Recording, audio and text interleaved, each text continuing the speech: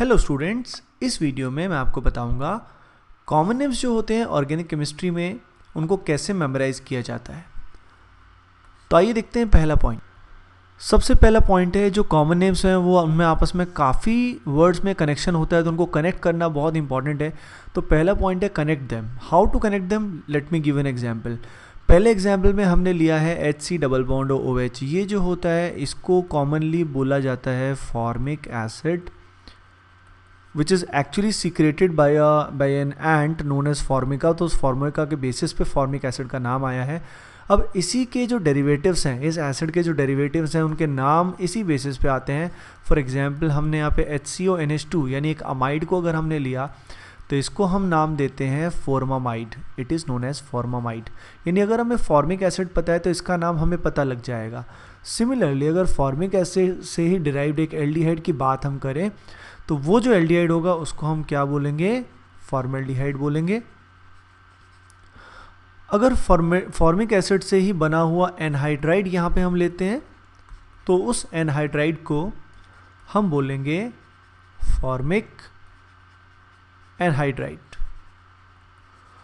तो स्टूडेंट्स आपने देखा एक वर्ड जानने से हमने कई सारे कॉमन नेम्स को जान लिया है। तो इनको कनेक्शन करना, इनमें कनेक्ट करना बहुत ही ज़रूरी रिक्वायरमेंट है। सिमिलर चीज़ हम एसिटिक एसिड में भी ऑब्जर्व कर सकते हैं। जैसे CH3COOH है तो CH3COOH को कॉमनली बोलते हैं एसिटिक एसिड। अगर मैं इसी का अमाइड बनाता हूँ CH3C डबल बॉन्ड ONH2, ये इसका अमाइड होगा। इसका जो नाम होगा आप खुद ही सोच सकते हैं वो नाम क्या होगा। दैट विल बी एसिटामाइड, जिसमें एसिड मिला है एसिटिक एसिड से और अमाइड इसके फंक्शनल ग्रुप की वजह से। सिमिलरली अगर मैं यहाँ पे लेता हूँ एल्डिहाइड को तो इस एल्डिहाइड को हम क्या बोलेंगे, इस एल्डिहाइड को हम बोलेंगे acetaldehyde. It is known as acetaldehyde. और अगर इसी का मैं एनहाइड्राइड बनाता हूँ तो वो होगा फॉर्मिक एनहाइड्राइड। अगला पॉइंट है कुछ कॉमन प्रीफिक्सेस को आप याद करें। जैसे फॉर एग्जांपल ये जो अल्कोहल होता है इसका कॉमन नेम जो होता है इट इज़ आइसोप्रोपाइल अल्कोहल। अब इसका रीज़न भी समझे कि ऐसा इसको क्यों बोला गया। अल्कोहल तो देखिए इस कारण बोला गया बिकॉज ऑफ OH ग्रुप। ये जो कार्बन है इस कार्बन पे 2 मिथाइल ग्रुप लगे हैं तो इस पर्टिकुलर ग्रुप को आइसो बोला जाता है। अब ये कॉमन प्रीफिक्सेस आपको याद होने चाहिए, तभी ऑटोमेटिकली आप इसके कॉमन नेम आसानी से लिख पाएंगे। तो कुछ आपको याद भी करना होता है। आइसो वर्ड का मतलब होता है सिमिलर, तो यहाँ पे 2 सेम ग्रुप्स लगे हुए हैं तो यहाँ पे आइसो वर्ड का यूज़ करते हैं। It is isopropyl alcohol. अब इसी को हम यहाँ पे यूज़ करेंगे तो आइसोप्रोपाइल तो वही का वही रहेगा, लेकिन NH2 आने की वजह से आइसोप्रोपाइल के बाद क्या आएगा, अमाइन आएगा। अगले केस में अल्कोहल है, आइसो ग्रुप भी है, पर टोटल कार्बन 4 होने की वजह से यहाँ पे आइसोप्रोपाइल की बजाय आइसोब्यूटाइल आ जाएगा और फाइनली अल्कोहल बन जाएगा। जनरली हर कॉमन नेम का भी लॉजिक होता है। जैसे यहाँ पे ये कॉमन नेम है, इसको मैं समझाऊंगा कि कैसे इसको समझा जाए। इसका कॉमन नेम होता है एसिटोनालाइड। अब ये जो एसिटोनालाइड है इसको अगर हम तोड़ें तो यहाँ पे एसिड मिलेगा, एनल मिलेगा और आइड मिलेगा। अब ये जो एसिड है एक्चुअली ये इस ग्रुप की वजह से आया है। ये जो ग्रुप है इसको कॉमनली बोलते हैं एसिटाइल ग्रुप, तो इसकी वजह से एसिड आया है। एनल जो आया वो एक्चुअली इस कंपाउंड की वजह से आया है जिसको हम बोलते हैं एनिलीन।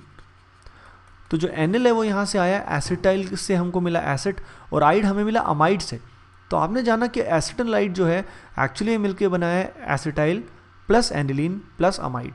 तो आपने देखा कि इनके लॉजिक भी हैं, उनको आप फाइंड कर सकते हैं, उससे आपको समझने में और भी आसानी होगी। लेकिन स्टूडेंट्स को डाउट ही ये आता है कि सर ये सब भी हम याद कैसे करें, ये सब भी मेमोराइज कैसे करें। तो देखिए there is no shortcut for that. You have to do practice and lot of practice. Practice जितनी ज़्यादा करेंगे, जितना आप लिख लिख के देखेंगे, सिर्फ पढ़ने से कुछ नहीं होने वाला, जितना लिख लिख के देखेंगे ऑटोमेटिकली आपको ये नाम याद होने शुरू हो जाएंगे और आपकी ज़िंदगी रिलेटिवली आसान हो जाएगी। उसके अलावा कोई शॉर्टकट नहीं अगर आप सोचते हैं तो। लेकिन एक चीज़ मैं आपको बताता हूँ वो बड़ी इंपॉर्टेंट है। क्या आपको सारे कॉमन नेम याद करने होते हैं?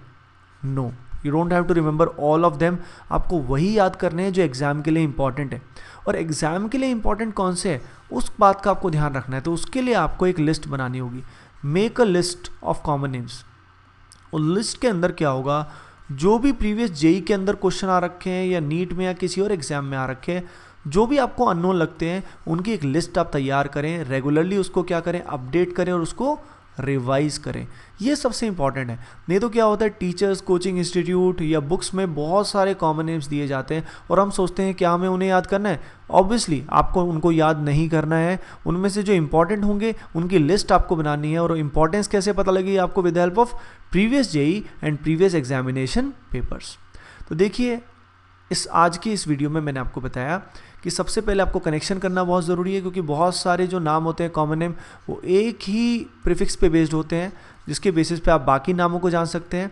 फिर आपने देखा आपको कुछ कॉमन प्रीफिक्सेस आने चाहिए, और उसके अलावा जो वर्ड है, कॉमन नेम है, उसको आप तोड़ के उसकी सच्चाई भी जान सकते हैं। प्रैक्टिस करने के अलावा कोई और तरीका इसका नहीं है, लेकिन प्रैक्टिस आप उन्हीं का करें, लिस्ट आप उन्हीं का बनाएं जो क्या हो, इंपॉर्टेंट हो। सारे के सारे आपको नहीं बनाने हैं।